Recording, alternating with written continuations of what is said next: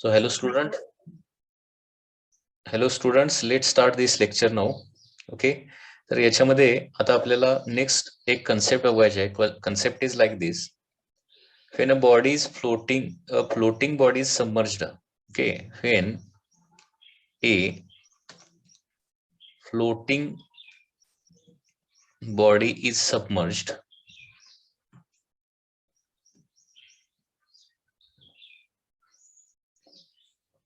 floating body is submerged and then released,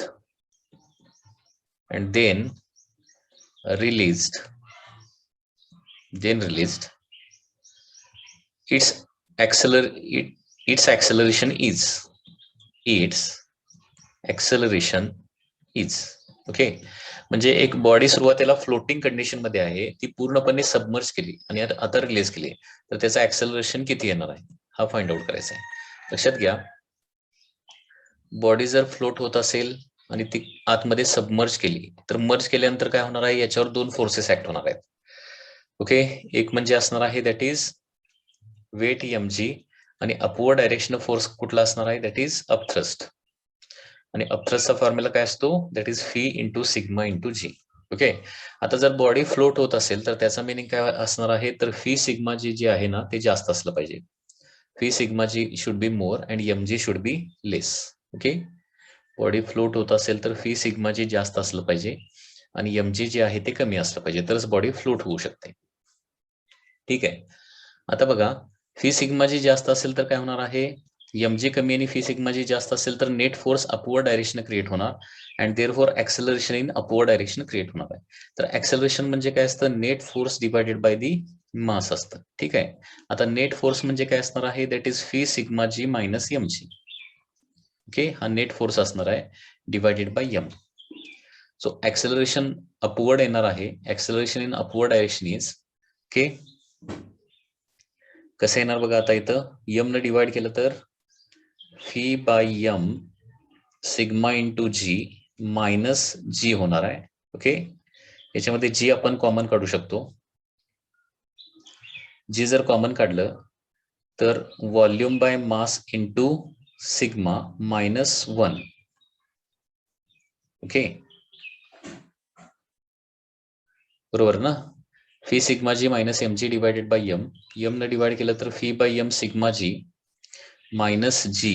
okay, आणि g common काढलं तर phi by m into sigma minus 1 ब्रॅकेटच्या बाहेर g येणार आहे. आता मास बाय व्हॉल्यूम म्हणजे काय असतं, डेन्सिटी ऑफ द सबस्टन्स असतं. ओके, आता व्हॉल्यूम बाय मास म्हणजे काय होणार, 1 बाय डेन्सिटी येणार.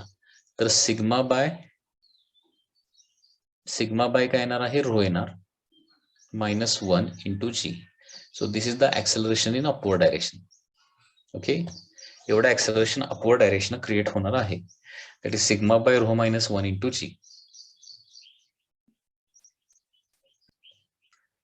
त्याच्यानंतर नेक्स्ट बघा, if the same body is made to float in two different liquids, if same body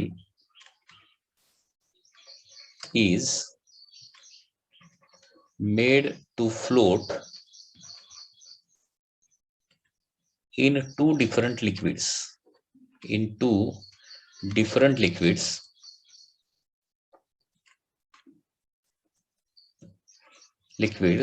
of two different liquids of densities sigma 1 and sigma 2. Okay, then what is the ratio of immersed volume?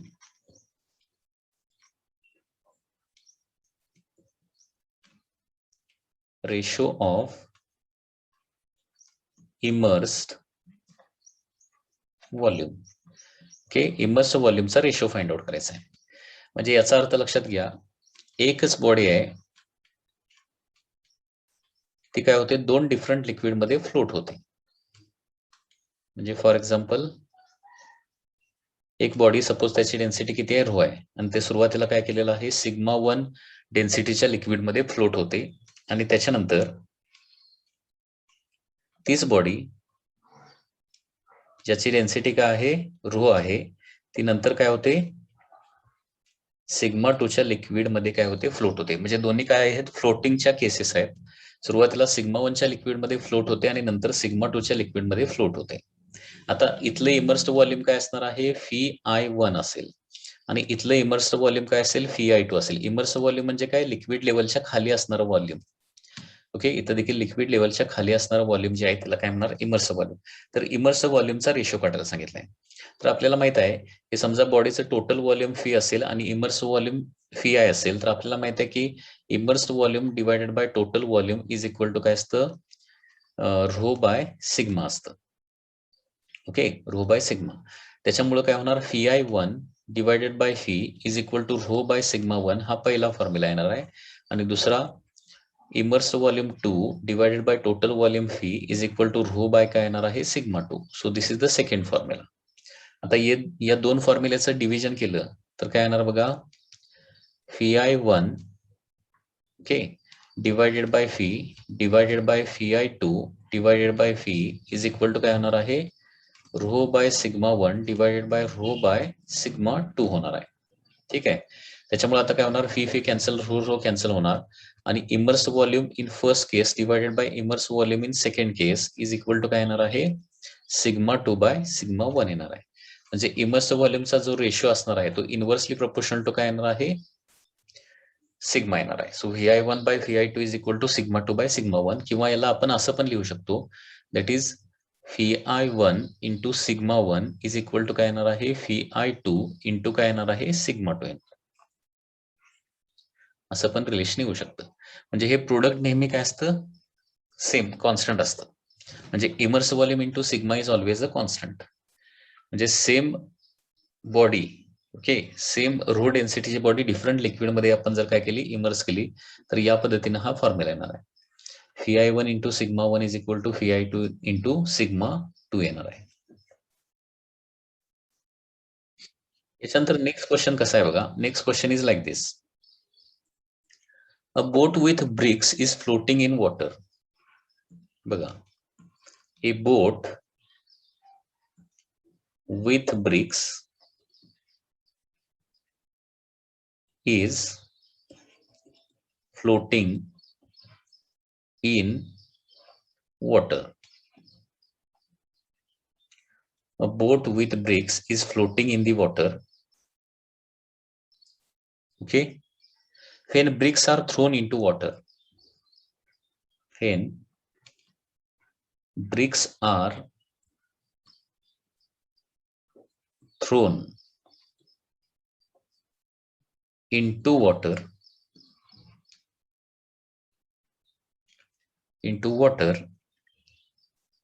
the level of water will be, when bricks are thrown into water, the level of water will be. Level of water will be काय होणार, असा question आहे. Okay, बघा question कसा आहे, it is like this. Suppose this is a water आणि या water मध्ये काय आहे, एक बोट आहे, like this, which is having, this boat is having large number of bricks like this. याच्यामध्ये काय आहेत, ब्रिक्स आहेत, and it is now floating in the water. Okay, so boat with the bricks is floating in the water, water मध्ये float होते. आता याच्यामधल्या या सगळ्या BRICS जर वॉटर मध्ये टाकल्या, ओके, तर ही वॉटर लेवल सुरुवातीला इथं होती, तर वॉटर लेवल ही आहे त्या लेवल पासून वर जाणार, खाली जाणार, का आहे तिथं राहणार, असा क्वेश्चन आहे. ओके, तर हे कसं कॅल्क्युलेट करता येईल, तर फ्लोटिंग ज्यावेळी ही बोट फ्लोट होत असते त्यावेळेचं डिस्प्लेस्ड व्हॉल्यूम काढावं लागेल आणि ब्रिक्स वॉटरमध्ये फेकल्यानंतर त्यावेळेचं डिस्प्लेस्ड व्हॉल्यूम आपल्याला काढावं लागणार आहे. ओके, आणि दोन्ही डिस्प्लेस्ड व्हॉल्यूम कम्पेअर करून लेवल वाढणार का, लेवल कमी होणार का, लेवल आहे तेवढीच राहणार, हे आपल्याला डिस्कस करावं लागणार आहे. ठीक आहे. आता बघा, फेन बोट इज फ्लोटिंग, बोट ज्यावेळी फ्लोट होत असणार आहे त्यावेळी काय होणार आहे, त्या बोटचं म्हणजे ब्रिक्सचं सगळं वेट म्हणजे mg इज इक्वल टू काय असलं पाहिजे, फी म्हणजे displaced volume into sigma into g असलं पाहिजे. डिस्प्लेस्ड व्हॉल्यूम म्हणजे ब्रिकनं डिस्प्लेस केलेलं व्हॉल्यूम असणार आहे फॉर फ्लोटिंग. ओके, तर फ्लोट होण्यासाठी काय झालं पाहिजे, weight should be equal to काय झालं पाहिजे, बॉयंट फोर्स किंवा अपथ्रस्ट झाला पाहिजे. Mg should be equal to phi sigma जे असलं पाहिजे. आता फीडी म्हणजे काय असणार आहे, डिस्प्लेस व्हॉल्यूम असणार आहे, त्याला फीडी 1 म्हणूया, फीडी 1. आता दोन्ही साईडचं जी जी कॅन्सल होईल आणि सुरुवातीला फ्लोट होत असताना डिस्प्लेस्ड व्हॉल्यूम असणार आहे, that is M divided by sigma. Okay, M म्हणजे mass of the bricks divided by sigma. म्हणजे बोटला सपोज मास नाही, फक्त ब्रिक्सला मास आहे. आता मास ऑफ द ब्रिक्स म्हणजे काय, volume of the bricks into density of काय असणार आहे, ब्रिक्स असणार आहे.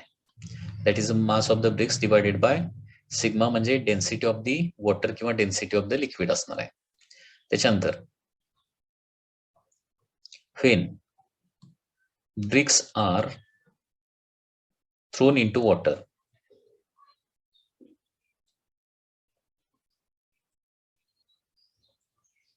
तर ब्रिक्स डायरेक्टली आपण वॉटर मध्ये फेकले तर डिस्प्लेस्ड व्हॉल्यूम काय असणार आहे, देन डिस्प्लेस्ड व्हॉल्यूम काय असणार आहे, दॅट इज फी D2 असणार आहे and that is equal to volume of bricks असणार आहे. बरोबर, म्हणजे ब्रिक्सचं जे व्हॉल्यूम असणार आहे तेवढंच व्हॉल्यूम वॉटरचं काय होणार आहे, डिस्प्लेस होणार ना. म्हणजे इथं ब्रिक आली तर ब्रिक्सचं जेवढं व्हॉल्यूम आहे तेवढं व्हॉल्यूम काय केलं जाणार आहे, बाजूला सरकवलं जाणार. डिस्प्लेस करणं म्हणजे बाजूला सरकवलं जाणार आणि त्याच्यामुळे लेवल वाढते, लक्षात घ्या. ठीक आहे, आता बघा फीडी1 आणि फीडी2 यांचं कंपॅरिझन केलं तर लक्षात घ्या, आता density of brick is more than density of water असतं. ब्रिक्सची डेन्सिटी वॉटरच्या डेन्सिटीपेक्षा जास्त असते आणि त्याच्यामुळं काय होणार आहे, देअरफॉर किंवा इथं लिहूया as density of BRICS is more than sigma that is density of water. त्याच्यामुळे काय होणार आहे, फीडी1 जे आहे ते मोर दॅन काय असणार आहे, फीडी2 असणार आहे. कारण इथं बघा density of BRICS divided by sigma into volume of bricks आहे ना, ही फीडी1 आहे. बरोबर, आणि फीडी2 म्हणजे फक्त व्हॉल्यूम ऑफ ब्रिक्स आहे. म्हणजे density of brick by sigma he value काय असणार, मोर दॅन 1 असणार आहे आणि त्याच्यामुळं मोर दॅन 1 म्हणजे डिस्प्लेस फीडी1 ची व्हॅल्यू जी आहे ती काय असणार आहे, व्हॉल्यूम ऑफ ब्रिक पेक्षा जास्त असणार आहे. सो फीडी1 इज ग्रेटर दॅन फीडी2 असणार आहे. म्हणजे सुरुवातीला जास्त व्हॉल्यूम डिस्प्लेस केलेला असणार आहे आणि नंतर काय होणार, ब्रिक्स आतमध्ये फेकल्यानंतर कमी व्हॉल्यूम डिस्प्लेस होणार, असं त्याचा मिनिंग झाला. ओके, मग सुरुवातीला जास्त व्हॉल्यूम डिस्प्लेस झाल्यामुळे लेवल वर असणार आहे. आता ब्रिक्स आतमध्ये फेकल्यानंतर कमी व्हॉल्यूम डिस्प्लेस होणार म्हणजे काय होणार, लेवल थोडीशी खाली जाणार आहे. सो देअरफॉर काय होणार, इथं आन्सर येणार आहे लेवल ऑफ वॉटर काय होणार आहे, डिक्रीजेस येणार आहे. आता हे सगळं एक्सप्लेनेशन आहे.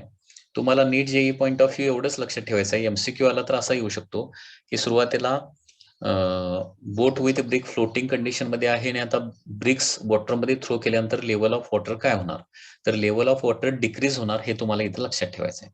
वॉटर लेवल काय होते, डिक्रीज होते आणि हे त्याचं एक्सप्लेनेशन आहे. लक्षात आलं का, बघा काय काय केलेलं आहे. म्हणजे फ्लोट होत असतानाच डिस्प्लेस्ड व्हॉल्यूम काढलेलं आहे. फ्लोट होत असतानाच डिस्प्लेस्ड व्हॉल्यूम काय येतं, जास्त येतं आणि ब्रिक्स वॉटरमध्ये फेकल्यानंतर डिस्प्लेस्ड व्हॉल्यूम काय येतं, कमी येतं. म्हणजे सुरुवातीला डिस्प्लेस्ड व्हॉल्यूम जास्त असणार, त्याच्यामुळे लेवल सुरुवातीला जास्त असणार आहे.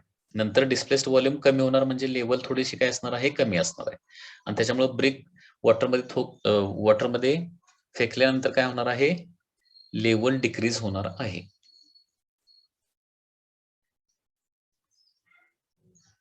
ओके, लक्षात येते का, बघा हे अंडरस्टँडिंगला थोडंसं डिफिकल्ट आहे, परंतु हे तुम्हाला अंडरस्टँड करून घ्यावं लागणार आहे.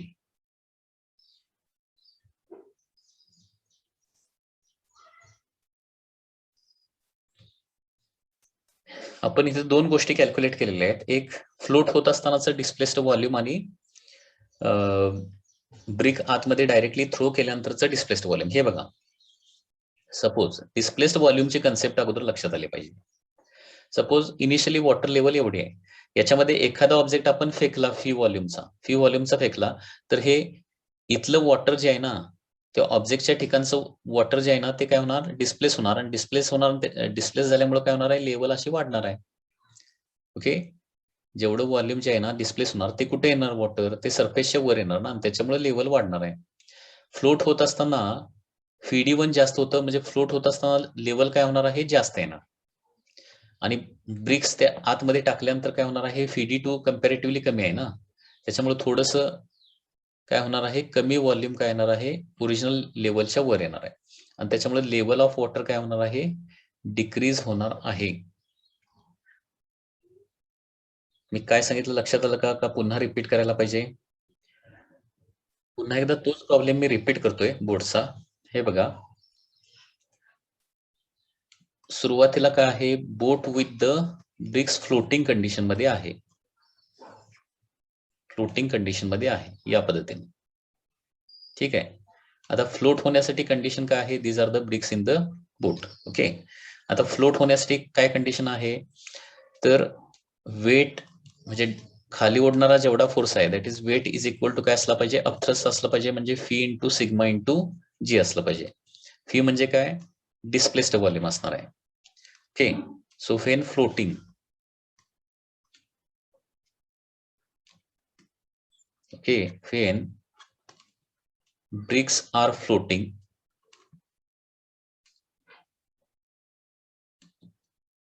ज्यावेळी ब्रिक फ्लोट होत असतील त्यावेळी काय झालं पाहिजे, mg should be equal to phi D1 म्हणूया सिग्मा इंटू जी असलं पाहिजे. दोन्ही साईडचं जी कॅन्सल होणार, आणि सुरुवातीचं डिस्प्लेस्ड व्हॉल्यूम FeD1 येणार आहे m डिवायडेड बाय सिग्मा. आता हे m म्हणजे काय आहे, मास ऑफ द ब्रिक्स आहे, लक्षात घ्या, मास ऑफ द ब्रिक्स. आणि मास ऑफ द ब्रिक्स म्हणजे volume of the bricks into density of काय येणार आहे, ब्रिक्स येणार आहे, डिवायडेड बाय डेन्सिटी ऑफ काय येणार आहे, वॉटर, कारण हे वॉटर मध्ये फ्लोट व्हायला लागले.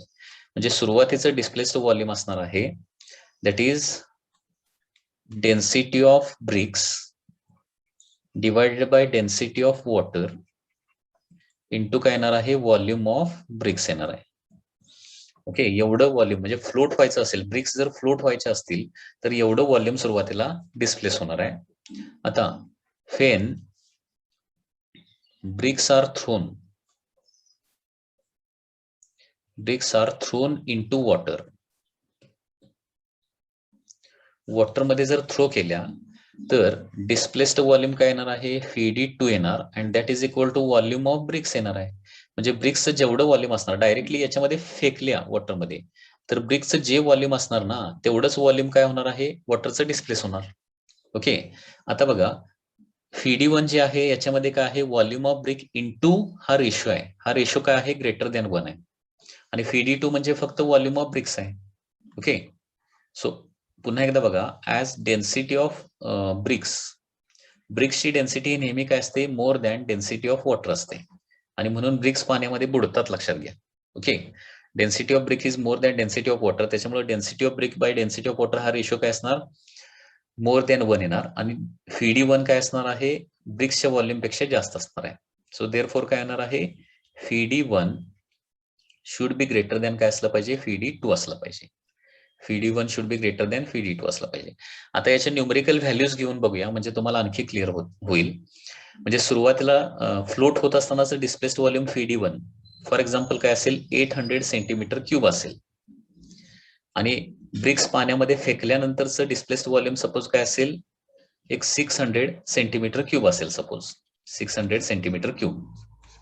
आता बघा, सुरुवातीला बोट पण नव्हती आणि ब्रिक्स पण नव्हत्या, त्यावेळी वॉटर लेवल सपोज एवढी होती. ठीक आहे, तर आता ही बोट फ्लोट व्हायला लागल्यानंतर काय होणार, 800 सेंटीमीटर क्यूब काय होणार, बोट फ्लोट व्हायला लागल्यानंतर 800 सेंटीमीटर क्यूब डिस्प्लेस होणार. आता डिस्प्लेस झालेलं लिक्विड काय होणार आहे, हे बघा, फ्लोट होत नसताना, म्हणजे तिथं ब्रिक्स पण नाहीयेत किंवा बोट पण नाही, काहीच नसताना वॉटर लेवल एवढी असेल, फ्लोट व्हायला लागल्यानंतर काय होणार आहे, 800 सेंटीमीटर क्यूब काय होणार आहे, फॉर एक्झाम्पल डिस्प्लेस होणार, आणि 800 सेंटीमीटर क्यूबचं वॉटर कुठे येणार, ओरिजिनल लेवलच्या वर येणार. म्हणजे 800 सेंटीमीटर क्यूब जर डिस्प्लेस झालं तर लेवल इथं पण येणार, बरोबर. आता ब्रिक्स त्याच्यामध्ये फेकल्यानंतर काय येणार, ओरिजिनल लेवलच्या वर काय येणार, 600 सेंटीमीटर क्यूबच वॉटर येणार. म्हणजे ब्रिक्स डायरेक्टली थ्रो केल्यानंतर एवढीच लेवल वाढणार आहे. हे कुठे येणार आहे, 600 सेंटीमीटर क्यूबला. म्हणजे फ्लोट होत असतानाची वॉटरची लेवल एवढी असणार आहे, फ्लोट होत असताना. आणि ब्रिक्स फेकल्यानंतर लेवल इथं पोहोचणार. म्हणजे काय होणार आहे, level of water will fall down. Okay, so therefore level of water काय होते, फॉल्स डाऊन. कारण नेहमी लक्षात ठेवा, डिस्प्लेस केलेलं जे व्हॉल्यूम आहे ते कुठे येतं, ओरिजिनल वॉटर लेवल जे आहे त्याच्या वर येतं डिस्प्लेस्ड व्हॉल्यूम. लक्षात येतंय मी काय सांगतोय, डिस्प्लेस्ड व्हॉल्यूम काय येणार, ओरिजिनल वॉटर लेवलच्या वर येणार आहे. म्हणजे सुरुवातीला वॉटर लेवल ही असणार आहे. ही वॉटर लेवल कधी असणार आहे, म्हणजे तिथं बोट्स पण नाहीयेत, ब्रिक्स पण नाहीये, काहीच नाही. काहीच नसेल तर एवढं ही लेवल असणार आहे. आणि त्याच्यामुळे त्याच्यामध्ये फ्लोट व्हायला लागल्यानंतर 800 सेंटीमीटर क्यूब डिस्प्लेस होणार. म्हणजे इथंपर्यंत वॉटर लेवल जाणार फायनली. आणि आता ब्रिक्स जे आहेत त्या डायरेक्टली वॉटरमध्ये थ्रो केल्यानंतर सपोज 600 सेंटीमीटर क्यूब डिस्प्लेस होते, म्हणजे 800च्या खाली येणार ना 600 सेंटीमीटर क्यूब, म्हणजे इथे येणार आहे. त्याच्यामुळे फ्लोट होत असताना लेवल वर असणार आणि ब्रिक्स त्याच्यामध्ये फेकल्यानंतर काय होणार, लेवल थोडीशी खाली जाणार. ओके, सो देअरफॉर फ्लोटिंग बोट मधल्या ब्रिक्स पाण्यामध्ये फेकल्यानंतर वॉटर लेवल डिक्रीज होते.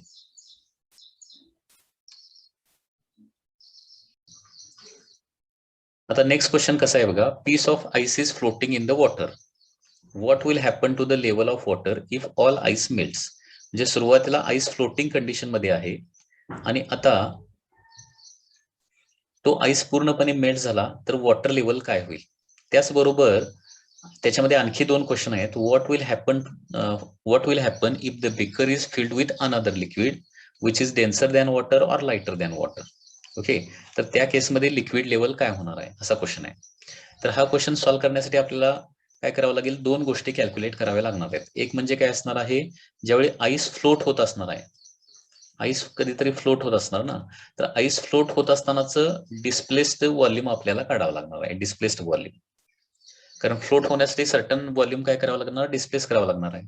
आणि त्याच्यानंतर आईस मेल्ट होणार आणि आईस मेल्ट झाला की त्याचं काय होणार आहे, वॉटर फॉर्म होणार आहे.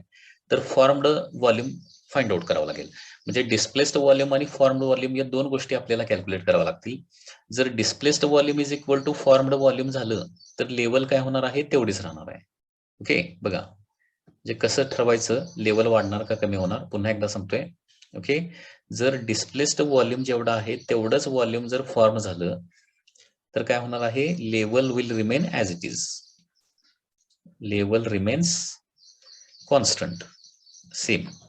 जर डिस्प्लेस्ड व्हॉल्यूम कमी असेल आणि फॉर्मड व्हॉल्यूम जास्त झालं, म्हणजे जास्त व्हॉल्यूम फॉर्म झालं तर काय होणार आहे, ओरिजिनल लेवल पेक्षा जास्त लेवल वाढणार आहे, लेवल इन्क्रीजेस. ओके, आणि जर फॉर्मड व्हॉल्यूम कमी असेल, म्हणजे कमी व्हॉल्यूम जर फॉर्म झालं डिस्प्लेस पेक्षा, तर काय होणार आहे, लेवल विल डिक्रीज. हे अगोदर लक्षात ठेवायचं. ओके, तर सुरुवातीला फेन आईस फ्लोट्स, ज्यावेळी आईस फ्लोट होत असणार आहे त्यावेळी फ्री बॉडी डायग्राम याची कशी येणार बघा, डाऊनवर्ड फोर्स असणार आहे mg, that is mass of ice into g, आणि अपवर्ड फोर्स काय असतो, फी सिग्मा जी असतो, displaced volume into sigma into g येणार आहे. आता सिग्मा म्हणजे काय असणार आहे, डेन्सिटी ऑफ दॅट लिक्विड असणार ना, density of liquid. So float होण्यासाठी काय झालं पाहिजे, mass of ice into g must be equal to displaced volume into density of that liquid, की ज्याच्यामध्ये ते आईस फ्लोट होणार आहे त्या लिक्विडची डेन्सिटी इंटू जी येणार आहे. So g and g get cancel and therefore displaced volume किती असणार आहे, that is mass of ice divided by density of liquid येणार आहे. हे डिस्प्लेस्ड व्हॉल्यूम असणार आहे. डिस्प्लेस्ड व्हॉल्यूम मिळाला आपल्याला. त्याच्यानंतर when ice melt, formed volume किती असणार बघा, when ice melts, okay, volume formed is. आता आईस मेल्ट झाल्यावर त्याचं कन्व्हर्जन कशामध्ये होणार आहे, वॉटरमध्ये तयार होणार आहे. सो व्हॉल्यूम फॉर्मड, त्याला VF म्हणूया, इज इक्वल टू, व्हॉल्यूम म्हणजे काय असतं हे बघा, density is equal to mass divided by volume ना, density is equal to mass divided by volume. So volume is equal to काय येणार आहे, मास डिवायडेड बाय काय येणार आहे, डेन्सिटी येणार आहे. मास डिवायडेड बाय डेन्सिटी म्हणजे व्हॉल्यूम फॉर्म म्हणजे mass of the ice divided by density of water येणार आहे. ओके, डेन्सिटी ऑफ वॉटर एवढं व्हॉल्यूम काय होणार आहे, फॉर्म होणार आहे. कारण मेल्ट झाल्यावर काय होणार आहे, त्याचं वॉटरमध्ये कन्व्हर्जन होणार ना, म्हणजे व्हॉल्यूम फॉर्मसाठी डेन्सिटी ऑफ वॉटर आपल्याला केला पाहिजे, एवढं व्हॉल्यूम फॉर्म होणार आहे. तर या दोन गोष्टी आपल्याला मिळालेल्या आहेत. ओके, डेन्सिटी ऑफ वॉटर किंवा सिग्मा डब्ल्यू असं आपण लिहू शकतो. आता याच्यामध्ये बघा, if ice is floating in water असेल,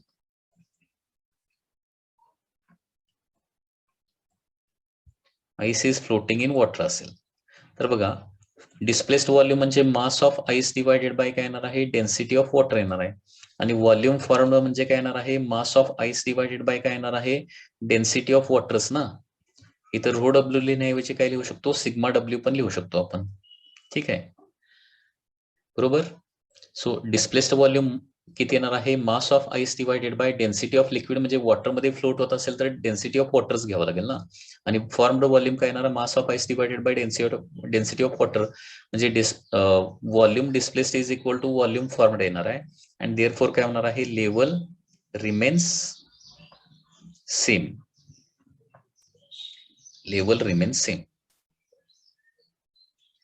म्हणजे हे लक्षात आलं का बघा, म्हणजे हे असं होणार आहे. डायग्रॅमच्या स्वरूपात सांगायचं झालं तर इट विल बी लाईक दिस.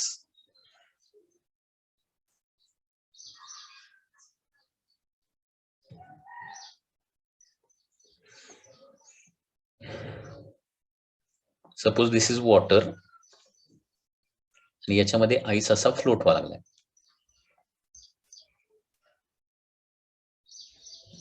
असं वॉटर असेल तर सुरुवातीला एवढं व्हॉल्यूम जे आहे ते झालेलं असणार डिस्प्लेस. ओके, हे डिस्प्लेस्ड व्हॉल्यूम असणार आहे. आणि आईस मेल्ट झाल्यावर काय होणार आहे, बरोबर म्हणजे जेवढं डिस्प्लेस्ड व्हॉल्यूम आहे ना तेवढंच व्हॉल्यूम फॉर्म होणार. आणि एवढंच व्हॉल्यूम फॉर्म झाल्यामुळे काय होणार आहे, लेवल जी आहे ना ती आहे तशी ऍज इट इज एवढी राहणार आहे. कारण लक्षात घ्या, आईसची डेन्सिटी कमी असते आणि आईसची डेन्सिटी कमी असल्यामुळं वॉटरपेक्षा आईसची डेन्सिटी कमी असल्यामुळे काय होणार आहे, आईस मेल्ट झाल्यावर थोडंसं कमी व्हॉल्यूम फॉर्म होतं. म्हणजे जेवढं डिस्प्लेस्ड व्हॉल्यूम असणार आहे तेवढंच व्हॉल्यूम फॉर्म होणार. म्हणजे काय होणार आहे, बरोबर या लेवलनच वॉटर भरणार आहे, त्याच्यामुळे लेवल वाढणार पण नाही किंवा कमी पण होणार नाही. लक्षात येत आहे.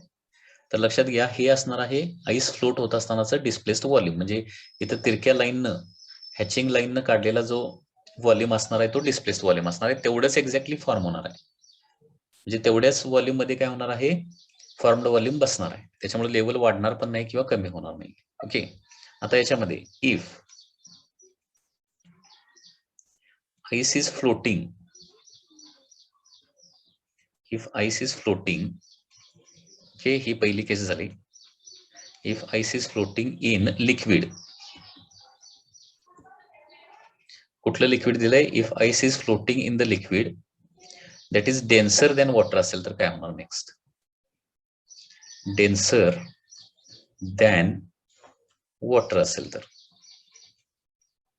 If ice is floating in a liquid which is denser than water असेल तर बघा, डिस्प्लेस्ड व्हॉल्यूम पुन्हा एकदा काय असणार आहे, that is mass of ice divided by density of that liquid असणार.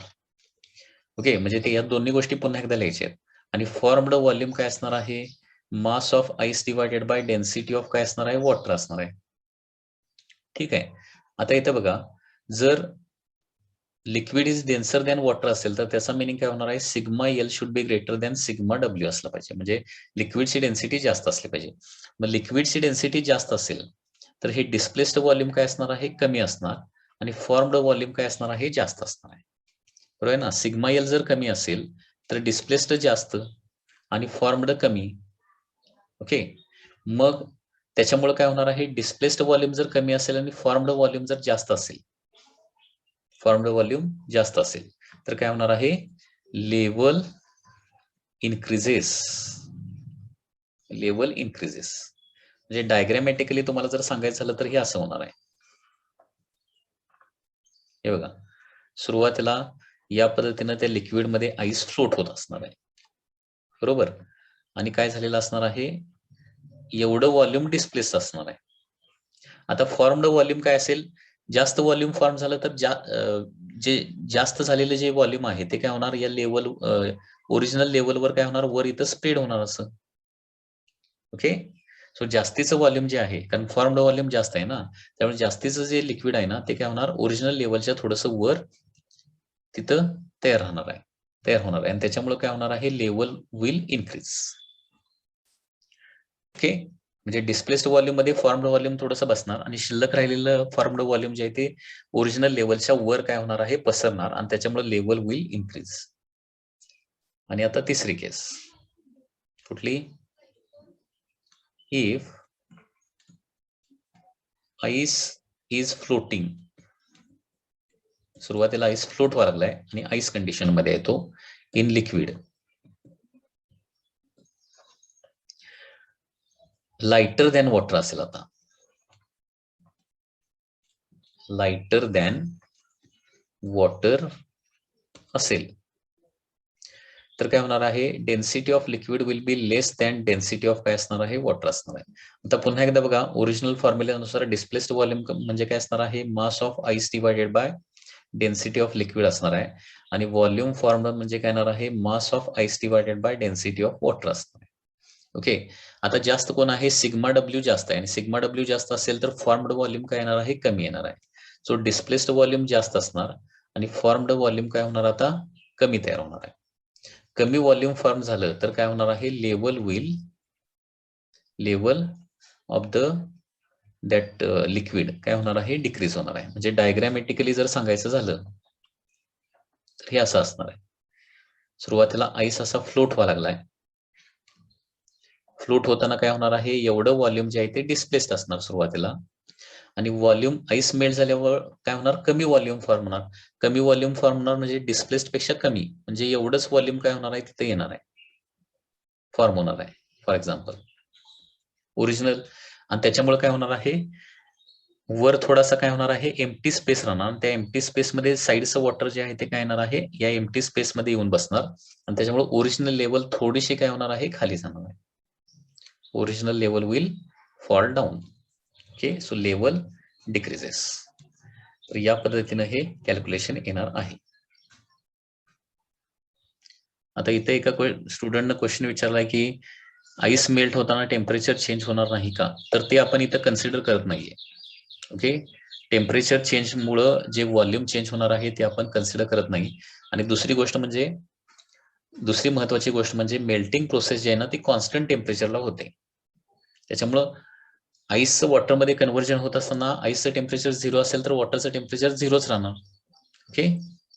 त्याच्यामुळे टेम्परेचर चेंजचा इफेक्ट इथं काय येणार नाहीये, because melting process takes place at a constant temperature.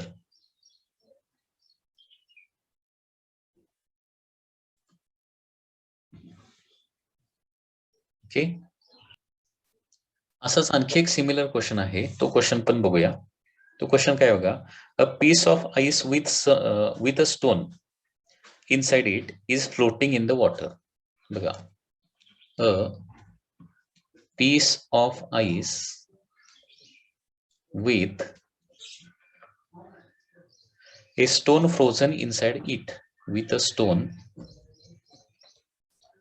frozen inside it,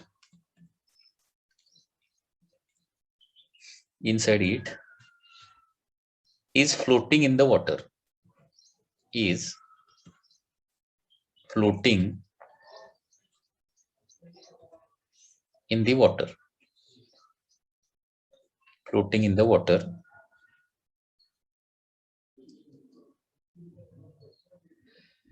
What will happen to the level of water if whole ice melts? What will happen to level of water if whole ice melts? आता या question मध्ये काय दिलंय बघा,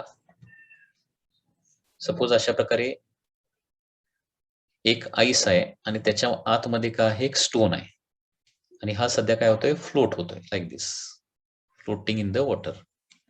आता हे सगळं ice melt झाल्यावर वॉटर लेवलचं काय होणार आहे? तर बघा, आताच आपण प्रिव्हियस प्रॉब्लेम मध्ये काय बघितलं की फक्त आईस वॉटरवर फ्लोट होत असेल, वॉटरवर आईस फ्लोट होत असेल आणि आईस कम्प्लिटली मेल्ट झाला तर लेवल काय होते, लेवल अजिबात चेंज होत नाही, हे लक्षात ठेवा. ओके, हे अगोदर बेसिक लक्षात ठेवा. ठीक आहे, फक्त आईस असेल, if only ice is there and it is floating असेल अँड इट मेल्ट्स कम्प्लिटली, तर काय होणार आहे, लेवल रिमेन्स सेम, कारण आताच आपण काय केलेलं आहे ते प्रूव्ह केलेलं आहे. म्हणजे आईस जर फ्लोट होत असेल वॉटरमध्ये तर डिस्प्लेस्ड व्हॉल्यूम जेवढं असतं तेवढंच काय होतं, फॉर्म्ड व्हॉल्यूम होतं आणि त्याच्यामुळे लेवल वाढत पण नाही किंवा लेवल कमी पण होत नाही. पण कधी फक्त आईस पाहिजे आणि तो वॉटरवर फ्लोट होत असला पाहिजे. ठीक आहे, आता इथं काय दिलंय, आतमध्ये स्टोन दिलाय. ठीक आहे, आता इथे एक महत्वाची गोष्ट तुम्हाला काय लक्षात ठेवायची आहे, फ्लोट करत असताना काय होतं, जास्त मगाशी आपण ते बोटच्या ब्रिक आणि बोटच्या प्रॉब्लेम मध्ये बघितलेलं आहे. फ्लोट होत असताना नेहमी जास्त व्हॉल्यूम डिस्प्लेस होतं आणि ते बुडालं म्हणजे त्या ब्रिक्स पाण्यामध्ये टाकल्या तर त्या बुडतात ना, इमर्शन होतात. कम्प्लीट इमर्शन झालं तर मात्र काय होतं, कमी व्हॉल्यूम डिस्प्लेस होतं. म्हणजे हे लॉजिक तुम्हाला लक्षातच ठेवावं लागेल. फ्लोट होत असताना जास्त व्हॉल्यूम डिस्प्लेस होतं आणि इमर्शन जर होत असेल तर कमी व्हॉल्यूम डिस्प्लेस होतं, बरोबर. आणि त्याच्यामुळं आता हा आईस कम्प्लिटली मेल्ट झाला तर हा स्टोन काय होणार, सुरुवातीला स्टोन काय असणार, फ्लोटिंग कंडिशन मध्ये असणार, त्याच्यामुळे तो जास्त व्हॉल्यूम डिस्प्लेस करत असणार आहे. कारण फ्लोट होण्यासाठी काय करावं लागेल, त्याच्या व्हॉल्यूम पेक्षा जास्त व्हॉल्यूम त्याला डिस्प्लेस करावं लागतं आणि आईस मेल्ट झाल्यावर काय होणार, हा स्टोन काय होणार, पाण्यामध्ये बुडणार आहे, इमर्शन होणार आणि इमर्शन झाल्यानंतर काय होतं, कम्पॅरेटिव्हली कमी व्हॉल्यूम डिस्प्लेस करतो आपल्याला माहित आहे आणि त्याच्यामुळे काय होणार, सुरुवातीला जास्त लेवल असणार, ती नंतर काय होणार, लेवल थोडीशी कमी होणार and therefore level will decrease, हे त्याचा आन्सर येणार आहे. तर इथं लॉजिक लक्षात ठेवा, व्हेन स्टोन इज फ्लोटिंग, ते ब्रिक्सच्या प्रॉब्लेम प्रमाणेच हा प्रॉब्लेम येणार आहे. व्हेन स्टोन इज फ्लोटिंग काय होत असणार आहे, displaced volume is more. Okay, displaced volume त्याला काय म्हणूया, VD1 इज मोर, हे लक्षात ठेवा. जे स्टोनच्या व्हॉल्यूम पेक्षा जास्त व्हॉल्यूम काय झालेला असणार आहे, डिस्प्लेस असणार आहे. VD1 is greater than volume of stone असणार ना. फ्लोट व्हायचं असेल तर काय होतं, स्टोनच्या व्हॉल्यूम पेक्षा डिस्प्लेस्ड व्हॉल्यूम जास्त असणार आहे. अँड व्हेन आईस मेल्ट होणार आणि स्टोन सबमर्ज होणार आहे, व्हेन स्टोन इज सबमर्ज्ड काय होणार आहे, displaced volume is less. Displaced volume is less म्हणजे किती असणार आहे, displaced volume is exactly equal to volume of stone असणार आहे. कारण जेवढं स्टोनचं व्हॉल्यूम असणार तेवढंच काय होणार आहे, लिक्विड डिस्प्लेस होणार अँड देअरफॉर काय होणार आहे, याचा फायनल आन्सर काय होणार, when all ice melts level will fall down. So therefore when all ice melts level falls down, that is the answer.